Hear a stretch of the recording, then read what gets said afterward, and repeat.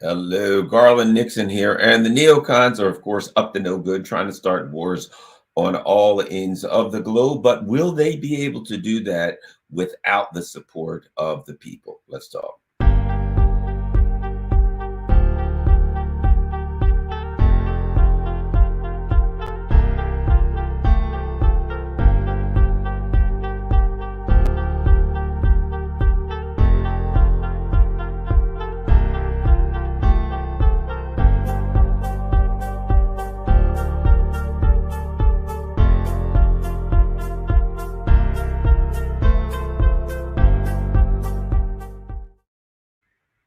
Hello, Garland here, and I think this is an interesting question that we don't really discuss. We talk about the neocons and what they want to do and how they want to go about it, and obviously when you look at the various stria or the various levels, shall we say, of neocon, you see, different levels of neocons. All of them are violent. All of them want war. Some of them are more aggressive. Some of them just want to attack everybody right now. And some of them, like a Tony Blinken type, Victoria Nuland, the particular strain that infects the Biden administration. They're it's like I used to say about about George W. Bush. The most dangerous person in the world is an idiot that thinks he's a genius, or I use. So that's how I view the Biden neocons. They're really stupid people who think they're really smart. Like, for instance, Blinken. These people are not bright, and here's what I mean. When I talk about these people being stupid, I'm not talking about their fundamental intellect and ability to do schoolwork, to read, to write, to decipher the signs and symbols that represent our world and our universe. That's not what I'm talking about. There are other ways to measure intellect. There's a great book, you might have read it. Some of you out of there might have read it, called Emotional Intelligence, right? So it's not just, can I look at signs and symbols? Can I perform math equations? Can I learn, the rules of grammar? There's also understanding how people work, how emotions work, how communities work, to evaluate danger, to do evaluations where I say, what do I stand to gain? What do I stand to lose? What danger am I putting myself in? And things like that.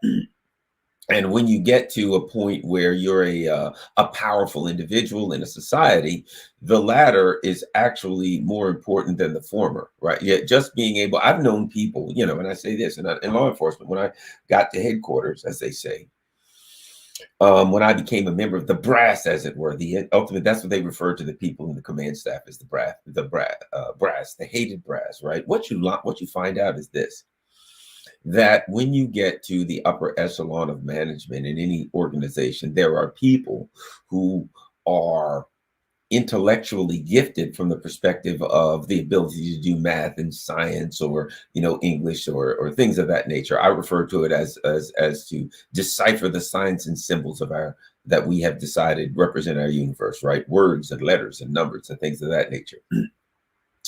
But who are not very adept at understanding other people and understanding processes that involve people and long-term processes. They're stuck in the here and now. This is what I want. This is what I want it now.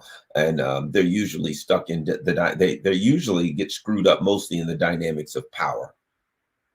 You'll also find that when you get to these levels, you find people who are not good, are not very adept at,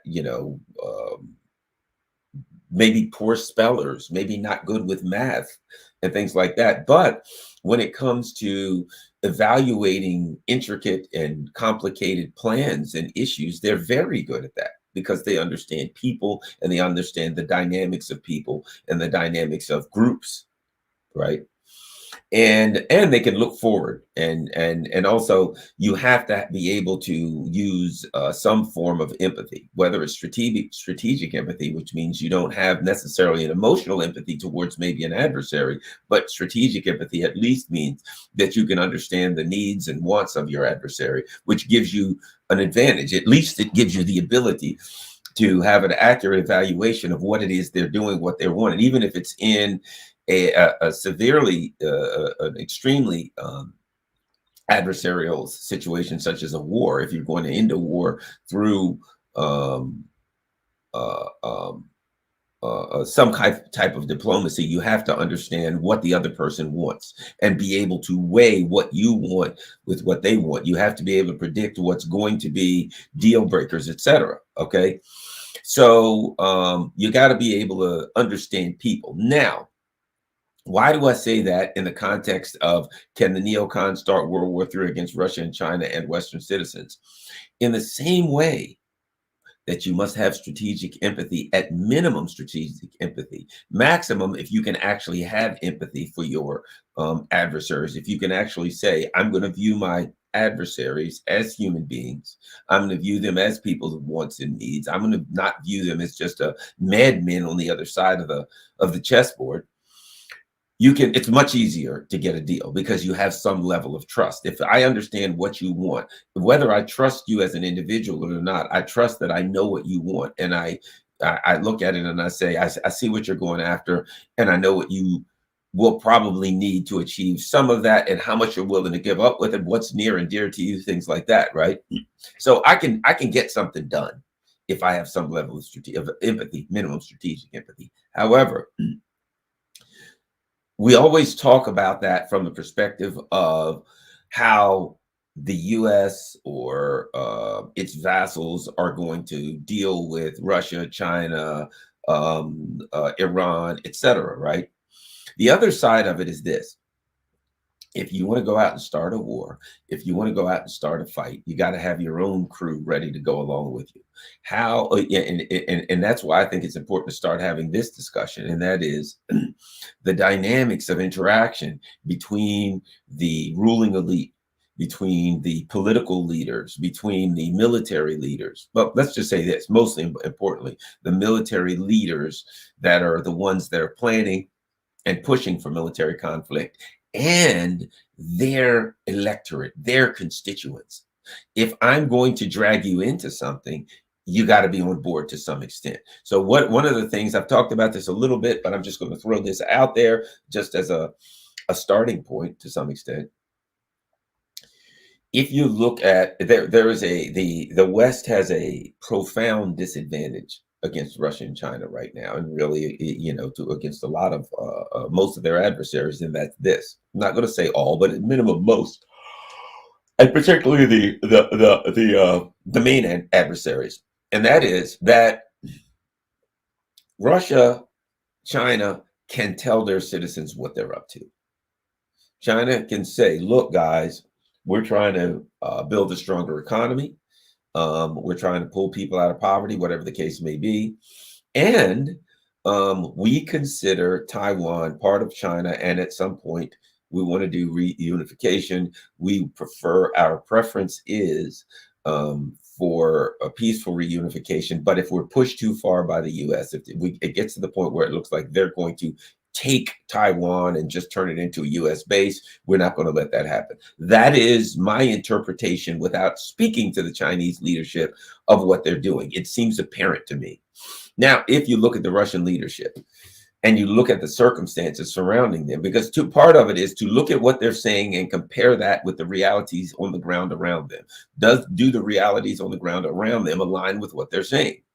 That's a big part of it. You don't just trust any government, Russia, China, the US, or whatever. You listen to what they're saying and see whether or not the things on the ground that you can evaluate align with them. So when I look at Taiwan, everything aligns right now with what the Chinese leadership is saying. When I look at Russia, it appears to me that the position of the Russian leadership is one that I had personally evaluated already, down the same line, and that is the United States is putting bases all around Russia.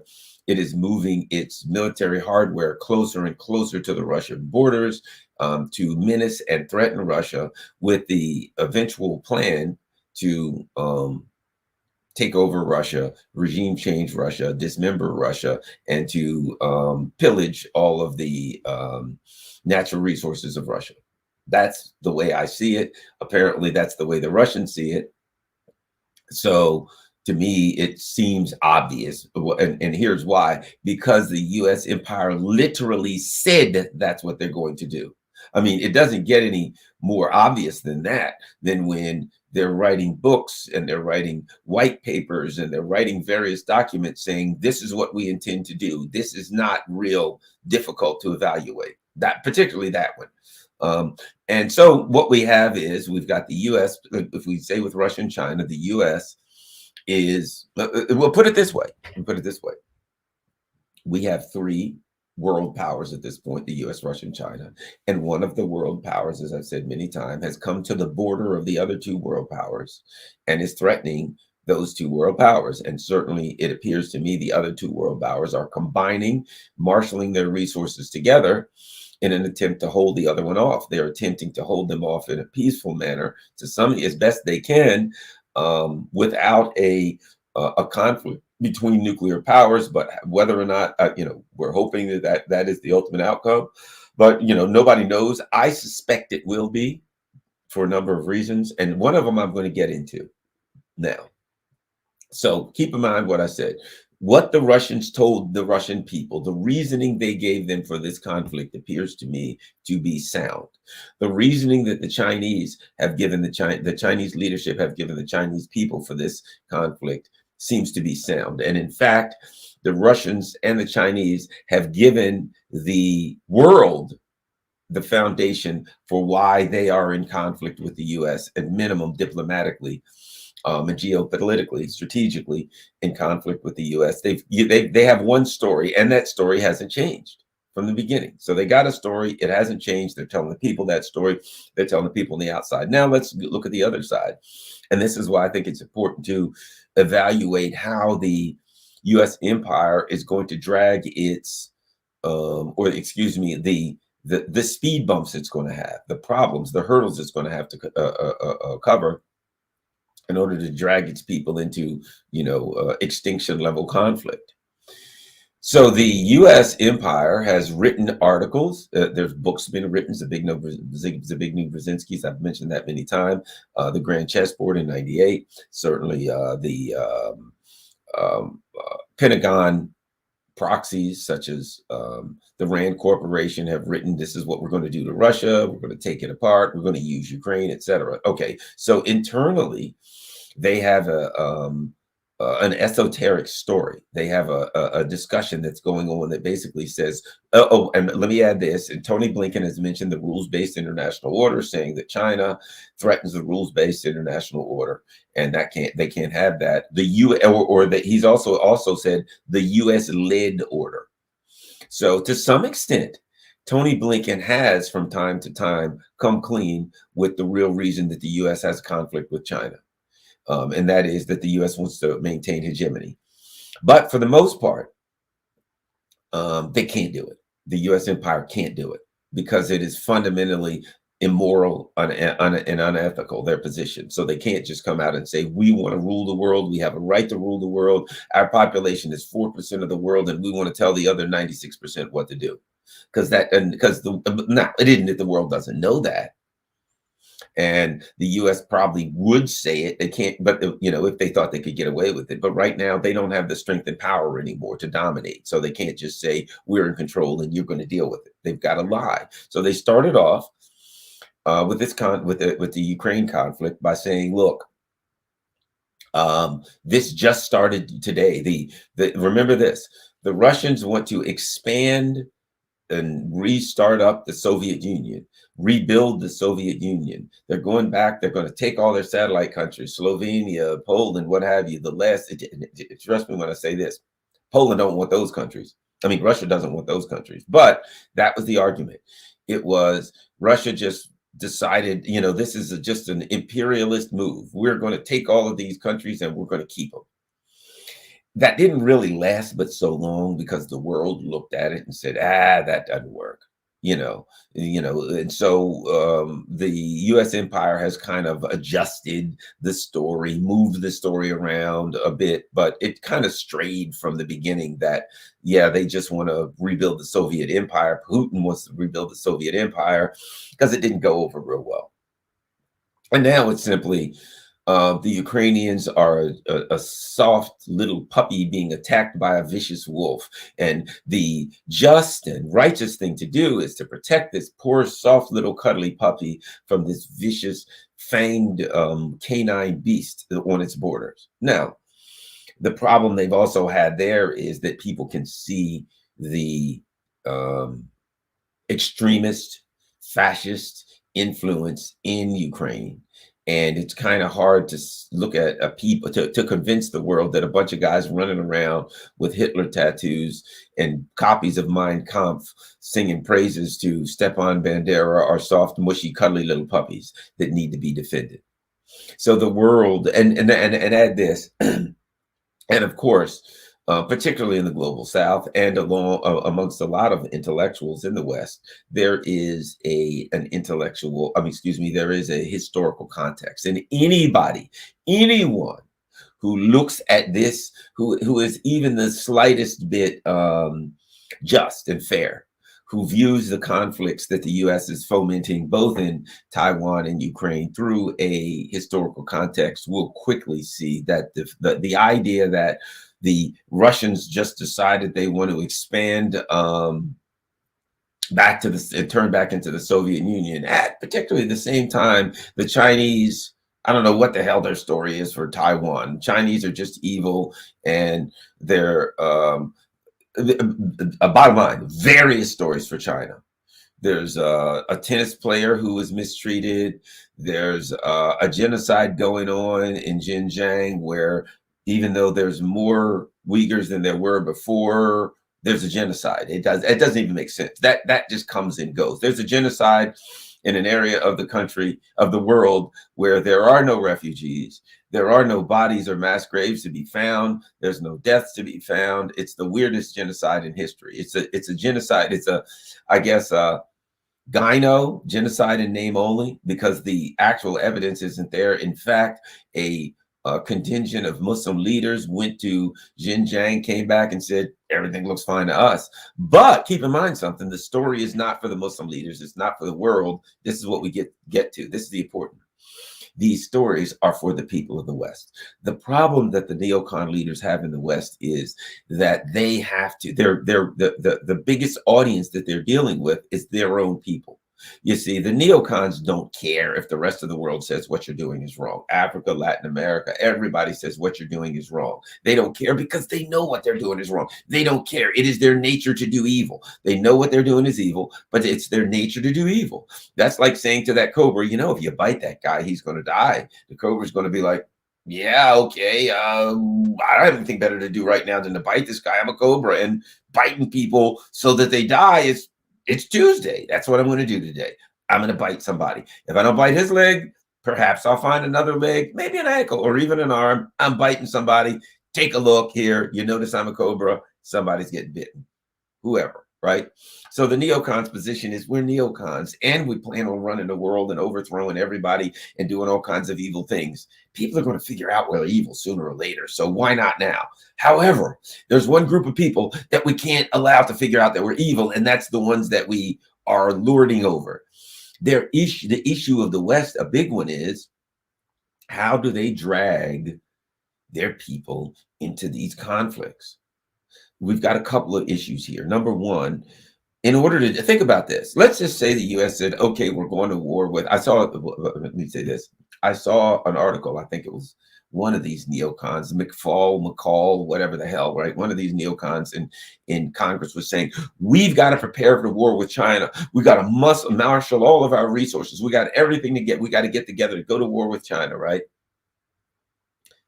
Well, isn't it interesting that they're not telling the people that what they're saying to the American people is, we are pumping weapons. Now, we pumped weapons into Ukraine for like 8 years, 7, 8 years. We pumped weapons in there. We prepared Ukraine for war with China. We said, with Russia, we said, we're going to war. That Ukraine is getting prepared for war with Russia. We went to the Ukrainians and said, Ukrainians, you're going to war with Russia, and we got your back. We started digging trenches. We started training soldiers. We did everything to prepare Ukraine for war with Russia. And then we said to the American people, we don't understand how this war with Russia and Ukraine started. It's an amazing thing. We did everything we could to prevent it. The Russians are bad men, except that was all a lie. But they couldn't say to the American people, this is what we wanted. This is what we did. This is part of our plan to take out Russia, because the American people would have to look at it and say, well, that's not just or fair. So they had to lie to the American people and continue to lie to them. And of course, part of the problem is people like me, people like Jimmy Dore, people like the Duran, people like all of these, the New Atlas, people that are looking at this thing and reporting on it. I'm just reporting on it. I'm an American citizen. I'm not Russian or Chinese. But I can look at things and say, look, that's not right. That's wrong. It's not the right thing to do. That's unjust and it's dangerous. And I'm not going to look at what my government's doing if it's unjust and dangerous and say, oh yeah, it may be unjust and dangerous, but they're on my team. And that's that Republican Democrat crap where they just look at the other team and they say, well, we've got a list of boogeymen, and any of the boogeymen that we're not supposed to like, we support our side, no matter how evil or wrong our side is, because the other side is evil because they have boogeymen. So we can do anything that we want. I don't buy into that. Sorry. And as I said, there's a lot of other American citizens that I could name who don't, and people in the West who absolutely say wrong is wrong, number one. And number two, you're trying to drag us into an extinction level event, and we don't want to have it. And we're going to speak up about it. So one of the problems that the neocons have is, and this is something they're unhappy with, and we can see this, free speech and the ability of people to discuss of true journalists. Maybe we're not trained in journalism, people like us, but we are de facto journalists. We're really the only journalists, to be honest. People like us are the only journalists that the West has left, those who are willing to evaluate these conflicts and just give straight information and say what we think, that we don't have to be, stenographers for the neocons. And that's a big problem because one of the things that's happened recently, and I think I'll add this, I think one of the big things that happened was Fox firing what's his name, Tucker Carlson. Is one of the big things going on now is a massive outflow of, particularly in the West, a massive outflow of citizens, of viewers from mainstream media to people like me, to alternative media. And YouTube can't even cut us off anymore because we've got Rumble. Excuse me for yawning. We got Rumble.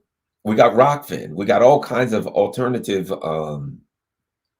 Odyssey and Twitch or whatever the hell, I don't know, but definitely Rockfin and Rumble are there. So we have alternative platforms. And so what's happening is the citizens are leaving the traditional media, so-called media outlets, understanding that they're wholly controlled by the neocon establishment, and just going to people like me and saying, hey, I want to hear what you got to say, Garland. I want to hear what you got to say, Jimmy. I want to hear what you got to say, George, or Brian, or Alexander, or Alex, or whoever the case may be. I want to hear what you have to say. Sure, you guys aren't trained journalists, but at least you are trying to come straightforward rather than to convince us of things that aren't true. You're not. I put it like this: you can disagree with what I say, and you know what? If you find out something that's wrong, I've had people send me things that say, hey, Garland, you said this, but it's really that. Oh, I live in that country. You mentioned this, but it's really that. And I'm like, great,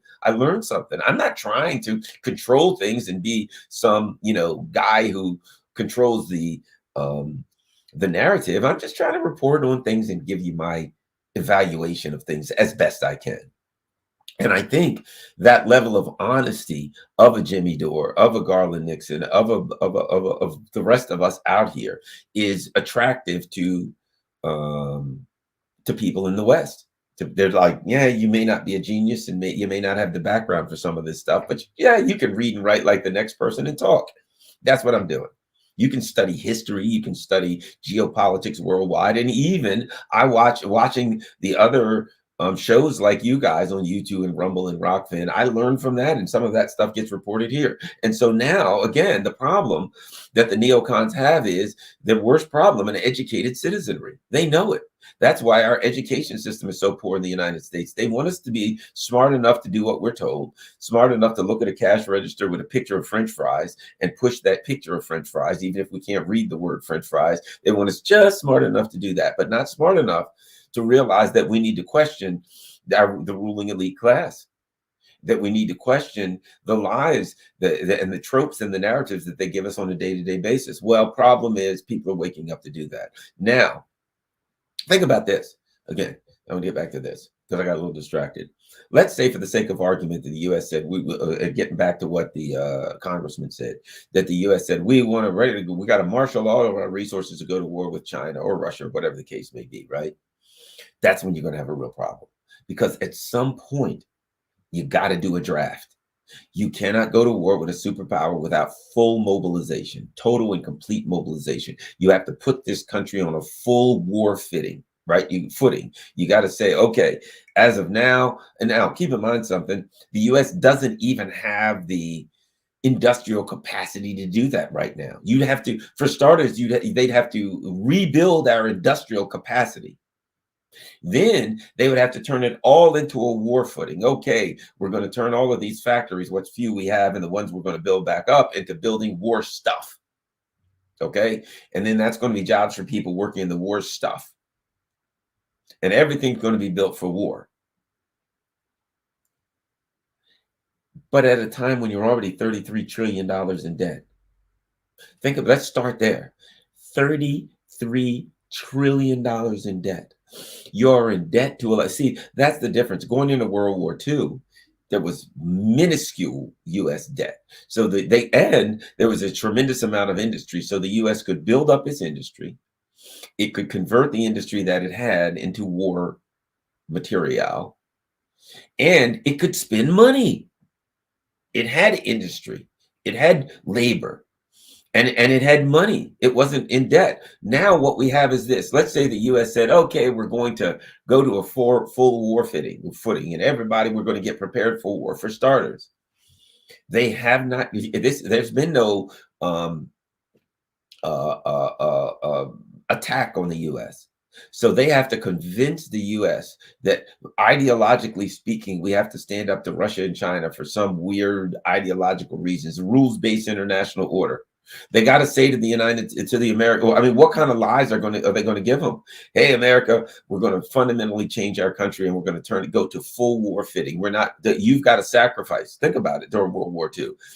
We're going to have food stamps now for food. We're going to have stamps for tires. We're going to have stamps for everything. We're in a full war, complete and total war footing, and we're going to go to war with Russia and China, and we're going to do it for some abstract ideological bullcrap reason. The rules-based international order. People are going to say, can I read the rules? No, because there are no rules to be read.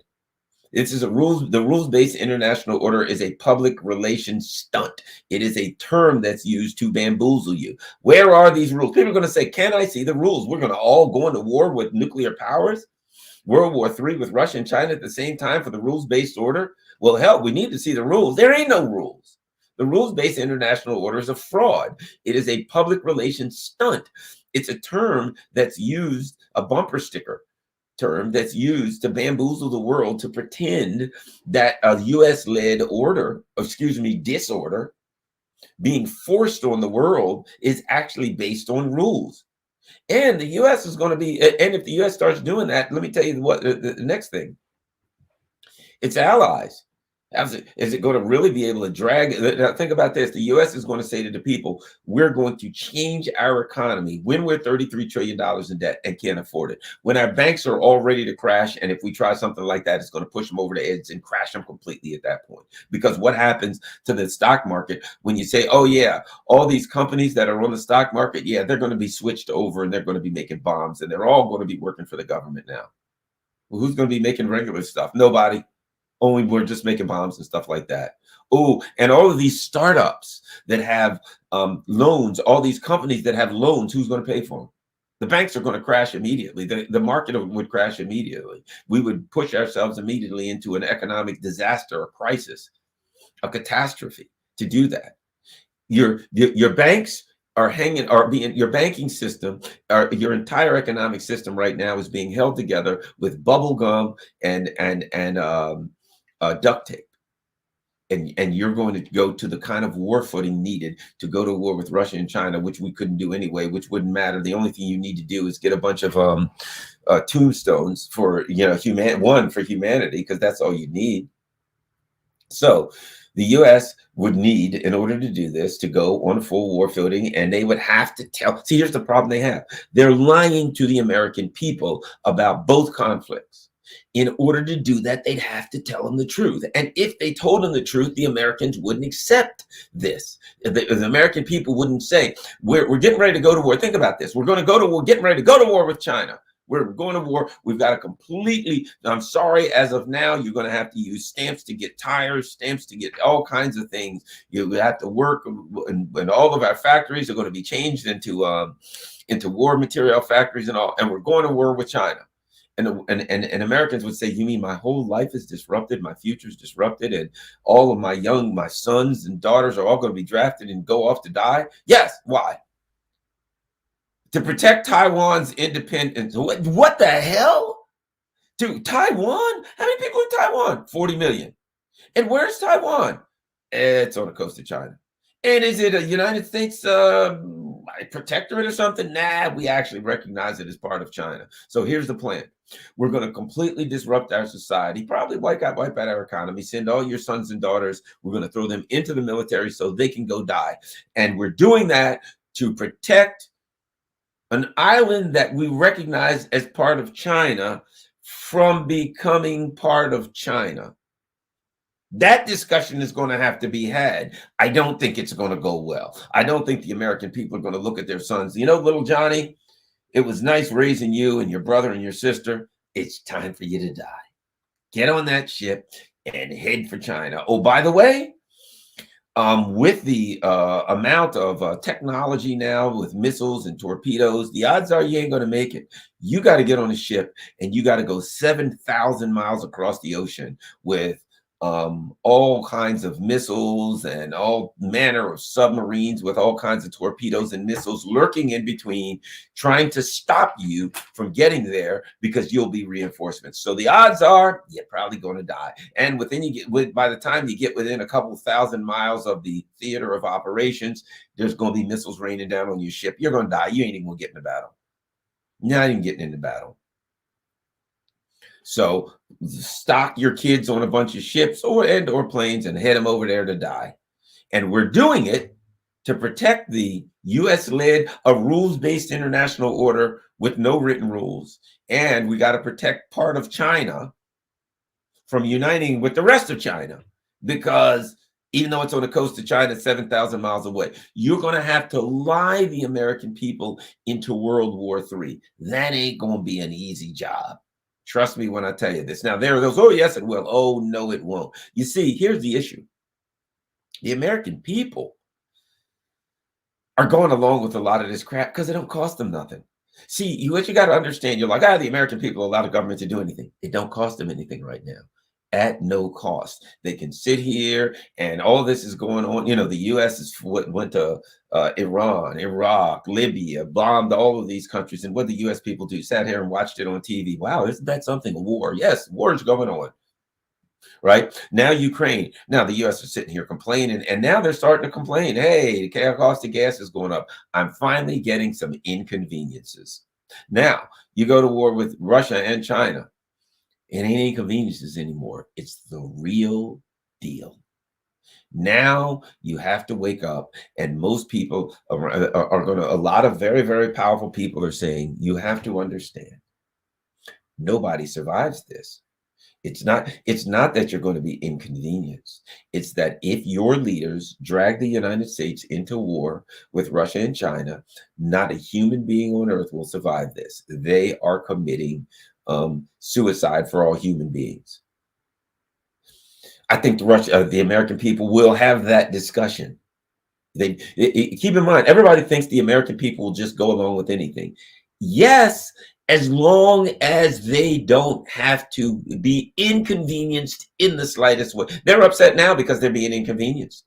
Even now, there's no bombs blowing up on our borders. There's no missiles whistling around here. Their kids aren't being shipped off. There's no draft going on. They have a minimal fear of nuclear war, but not a real one. So we're way far away from everyone. As has been said, the United States is a nation with two insignificant powers to the north and south, and fish to the east and west. So we're sitting out there in the middle of nowhere, and the U.S. government prosecutes wars around the world and just smiles and grins at the American people and says, eat another ice cream and pretend like you don't have a problem and nobody else has a problem. And that's okay, because Muslim people or Africans or whoever the hell are getting bombed, not you. Governments overthrown, things of that nature. Just stay here and pretend it's not going on.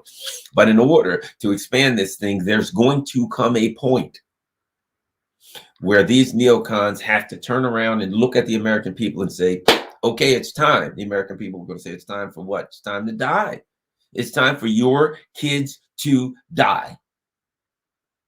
Everybody. We're going to start out with everybody up to age 30, not just your kids, you. Everybody under age 30, report to the draft center.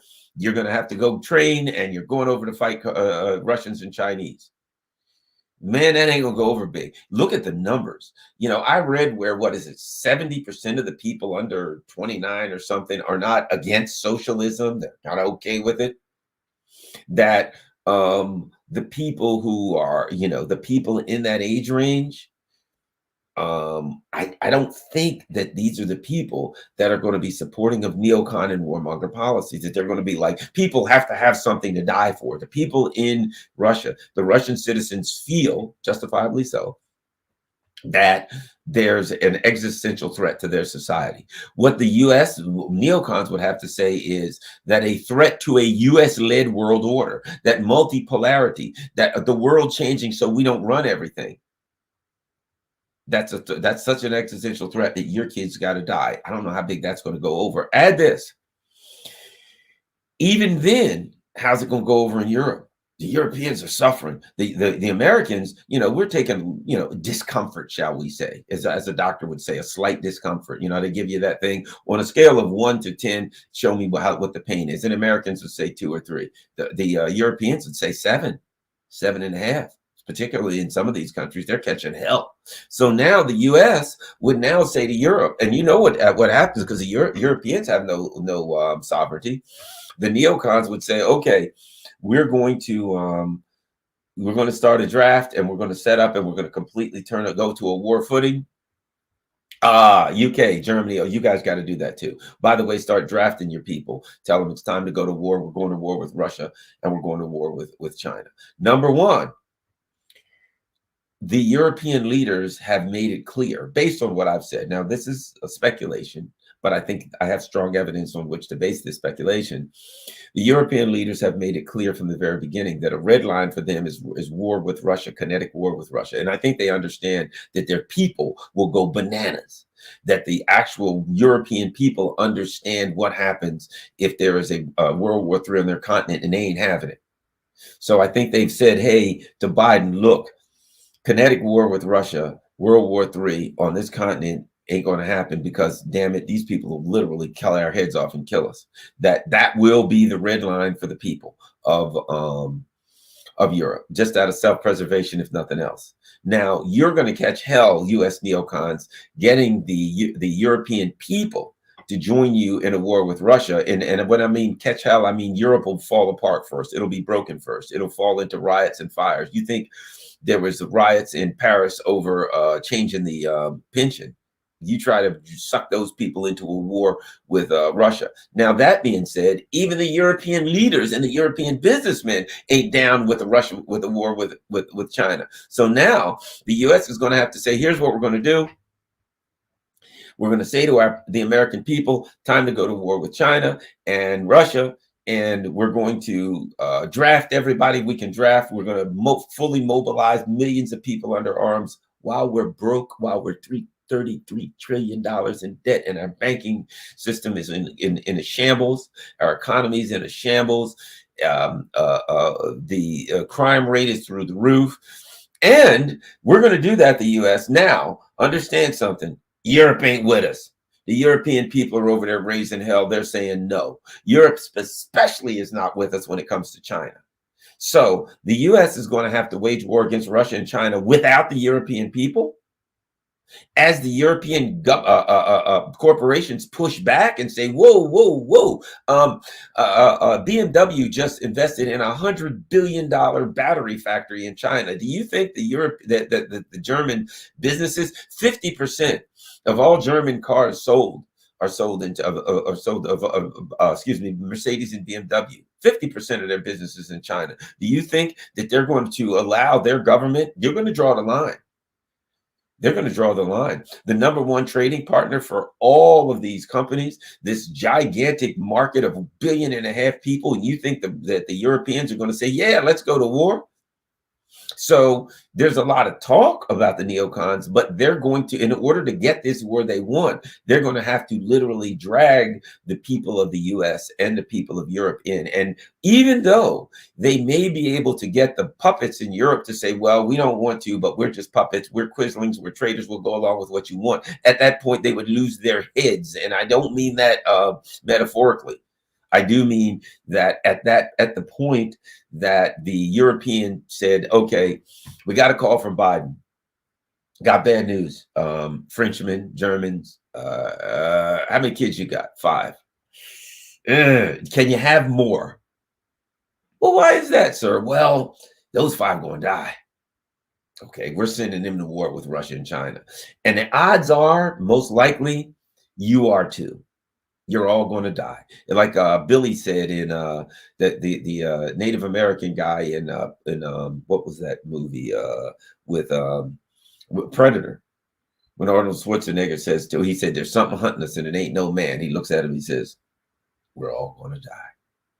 That was prophetic, and it was almost right. A couple of them survived, but that would have to be what they'd have to say if the German people said, I mean, here you are, Germany. You're right, very close to the border of Russia, right? You know, and you're like, we're going to go to war with Russia. Russia doesn't want to go to war with you. We're going to go to war with Russia, but they don't want to go to war with us. But we want to go to war with them. Think about that. At that point, I think Olaf Scholz runs into, you know, I've always said the Germans won't go to they won't go to a protest unless they're selling tickets. You know, they've got a time. It's nice and orderly. Yes, the protest will be at 7 p.m. on the, you know, the square in the midst of such and such. Get your tickets online. Make sure you're orderly. Be there 15 minutes early. Yeah, they'll protest. But let me tell you something. You start saying to the Germans, bad news, you're all going to die. All your kids are going to die. Your mother, your father, everybody's going to die. We're going to war with Russia. And you know that means we all die. At that point, I suspect Olaf Scholz ain't going to get away with the things that he got away with, allowing Biden to blow up the damn Nord Stream. At that point, Rishi Sunak ain't going to be running around grinning anymore. And Macron, there's going to be somebody's going to slam on the brakes. The people of these countries are going to say no. And the problem, because again, the problem all goes back to the beginning of it. And that is, you want to go to war, neocons, the Boltons, the Bidens, the Blinkens. You want to go to war with Russia and China. Russia has told their citizens the reason that they're in military conflict, and they have support, 80% support.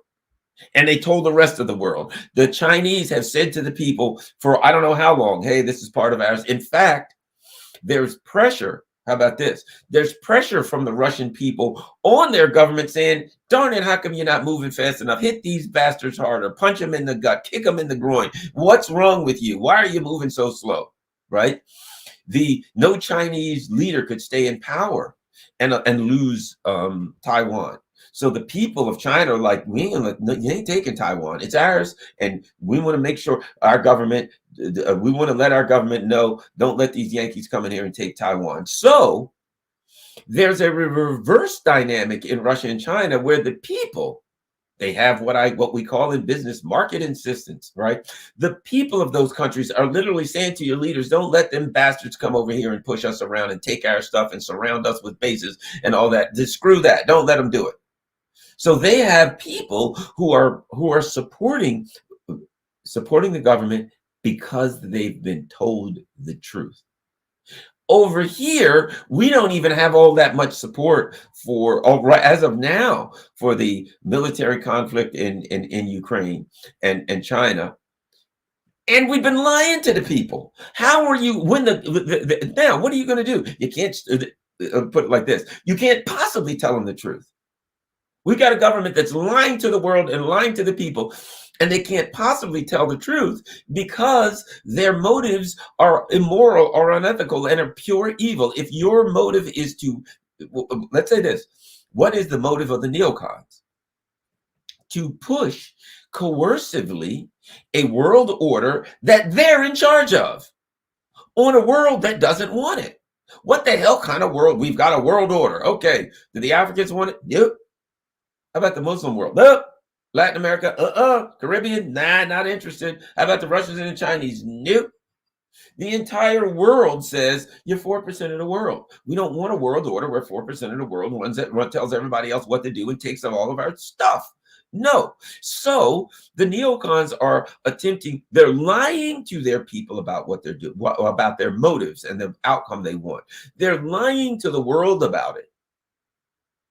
That what they want to do is immoral, unethical, evil, and unpopular in the world. So really, the neocons are at war with the world, including their own people. They can't even tell their own people the truth. How the hell are these neocons going to drag their people into war based on lies? Now, one might quickly say, but they've done it before. They dragged them into war in Afghanistan, and they drew in Iran and Iraq based on lies. Yes, different animal.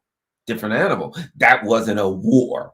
Let's be honest. If the United States, a country with 850 bases around the world, with all of this money, going up against Iraq at the time, due to our sanctions, had like the GDP of New York City. And I hate to use the term GDP because it's really a false manner of evaluating an economy. But for the sake of the argument, I'll just say Iraq had a very, very small economy. Right. So they got a small economy mainly because we didn't want them selling their oil because they would get more powerful, but in which they have a right to do. But the U.S. lied its people into that war, but they didn't have, again, what did they have to lose? The American people sat home and watched it on TV. Their kids weren't going because, let's face it, when you look at who's in the military, a lot of people from small towns, a lot of people from maybe the poorer states, working class, working poor, a lot of those people, a lot of working poor people go into. Then you got people whose family was in the military and, there's kind of a family heritage and things like that. But you got a lot of people that don't have a lot of money going into the military to advance their life in one way or the other, to find another option when they don't have one because they live in Raccoon Crap, Kentucky or something, right? Hey, I need an option. They're in West Virginia. I need an out. I'm getting the hell out of here. I need to travel and I'll never do it living in this one horse town that doesn't even have a horse, right? So that's what you got. So the America could sit back and watch TV, watch CNN and see what was going on. Okay, I see CNN, got it. They're bombing something. There's a smart bomb dropping on a building. I'll just pretend that we're not mercilessly slaughtering men, women, and children everywhere. And I'm not, it's so inconvenienced because after I watch that, I'm going to have a drink and go to bed and get up in the morning and, hey, it's weekend, time to go to a bar and hang out with friends and go to dinner and all the things that you do, because there's not really a war, because the empire is doing another one of its police actions. It's going out attacking a country that can't defend itself. So did they lie Americans into that? Yes, but it wasn't really a war. Let's not pretend that there was some adversarial situation here. It was a country that was unable to defend itself against the might of the empire, and the empire used its might to crush it. This ain't what we're talking about here. You're going to be inconvenienced. Everything's going to be inconvenienced.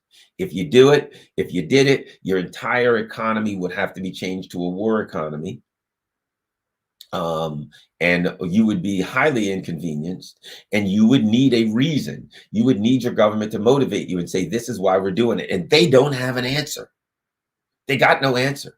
Why are we doing it? The rules-based international order. That ain't going to get it done. People ain't sending their kids to die for that. What are you doing it for? Independence and sovereignty in Taiwan. I know where the hell Taiwan is. Not interested.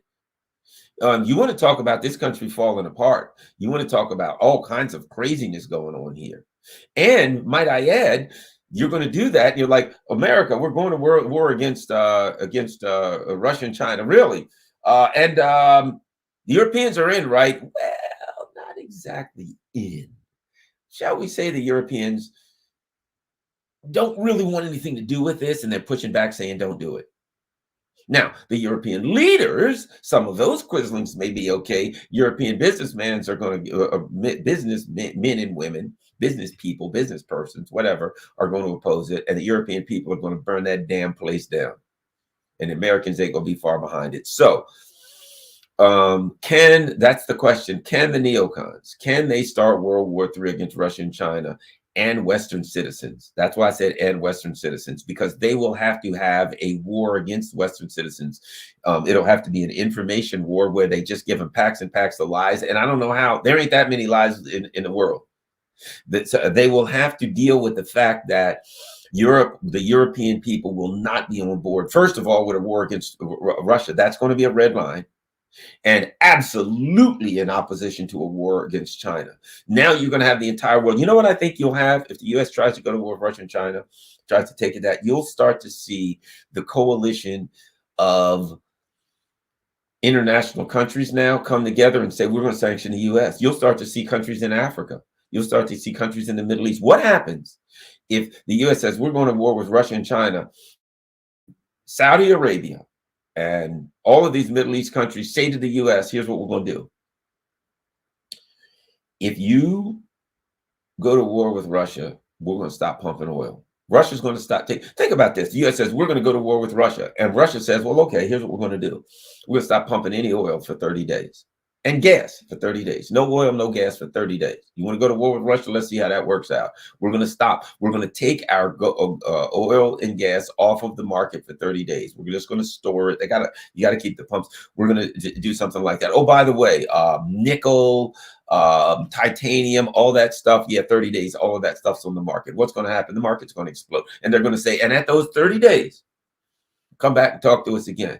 And we'll talk to you whether we're putting that stuff back on the market. All this stuff's coming off the market for 30 days. Basically, what they could do is explode the Western market. So they have cards to play. They have very significant cards to play if the U.S. decides, how do we go to war with Russia? At that point, first of all, let me add this. In order for Europe to get on a war footing, they would need the energy in order to make their factories and industry build things, right? And where do they get a lot of that from? They get a lot of it from Russia. A lot of their oil and gas still come from Russia. And might I add, they're still getting a lot of Russia. LNG. They're getting a lot of LNG from China. They're getting a lot of oil from China and Russia. From China and India that has gone from Russia to China and India, been processed and sold back. What happens with China, India, and Russia? Say, oh, whoa, whoa, whoa, whoa, whoa. You go to war with Russia and China, that's going to disrupt everything. You get none of that energy. We're going to knock that off. You ain't getting it. So how's Europe now going to do that? How are they going to be on a war footing? There's just some big holes in this thing. If the U.S. wants to go to war with Russia and China, there's some gigantic holes in here. And one of them is, I don't know how they drag the people along when the people aren't going to buy into it. And you will see people take to the streets when you tell them your kids got to go die for these neocons. How are they going to do it physically when Russia and China, India, etc., says, well, you're going to screw everything up? Well, even the Middle East, we've decided we're cutting you off. And maybe they get Africa, these African countries. Some of these African countries provide a lot of gas and a lot of oil and fuel to Europe. What happens with all these countries say, we've decided we're going to come together as a block. You ain't going to do it. We're cutting all of that stuff off, which means, let me add this. If a number of them simply say we're going to stop pumping oil, gas, etc. for 30 days, it will explode the market, the futures market, everything. It will explode the market. And what happens to the derivatives market? Mushroom cloud in the derivatives market, right? So bottom line is, when we talk about the neocons saying they want to go to war with Russia and China, well, you can look at ships, you can look at planes, you can look at the military hardware they have. But in order to do one and sustain it, they would have to change the fundamental foundation of the economy of the US and Europe ain't gonna buy into this. And I don't think the people of Europe or of the UK or of the US will buy into it. And then, of course, you got to deal with the actual practical issues of energy and buying energy and dealing with the fact that there's a lot of people in this damn world that don't want 4% of the people of the world to either run it or to end it by going into nuclear conflicts with world powers. And I think they'd be ready to step up. So at any rate, well, thanks a lot, guys. 10:10. I got to get ready to run. It's 10:10 a.m. and I got to get ready to go to DC. Important things going on as usual. So thanks a lot, everyone. Last but not least, I will say I don't have time to really go over super chats and stuff like that today. So here's what I will say to everyone. Please, if you can, buymeacoffee.com/GarlandNH. Buy me a coffee. It's easy. You can do it's a $5. Like say, buy me a coffee, $5. And you can say, buy me 1, 2, 3, 4, however many you want. Or of course, buy me a coffee is now like Patreon. You can say, I want to be a monthly paid person and do $5 a month, whatever you want. So buymeacoffee.com is great. Of course, there's Patreon. You can always do that, do similar things there. And if you want to help the channel, PayPal. And I have my Cash App stuff out there. So if you want to Cash App a few bucks, that'd be great. We're kind of man, I'm excited about getting going on this new studio. So whoever can help, thanks a lot. Follow me on Rockfin, rockfin.com/Garland Nixon. It is a alternative platform. It does not do any they don't do censorship, so I'm not censored. If I get tossed off of YouTube, that I'm right there at Rockfin. And if you can afford it, Rockfin's no charge. Everybody go over there after you hit the like button. Make sure you're a member on my Rockfin page in case they toss off. Doesn't cost anything. However, if you can afford it, again, if you can afford it, you can become a subscriber on my Rockfin channel, and that is $14.99 a month. And $14.99 a month, or you can do sign up for a year and it comes up to like $12 or something, $12 and some change or something, if you can afford it to be a subscriber. If you can't, then just be a member and it doesn't cost anything. Thanks a lot, everybody. Peace. I'm out.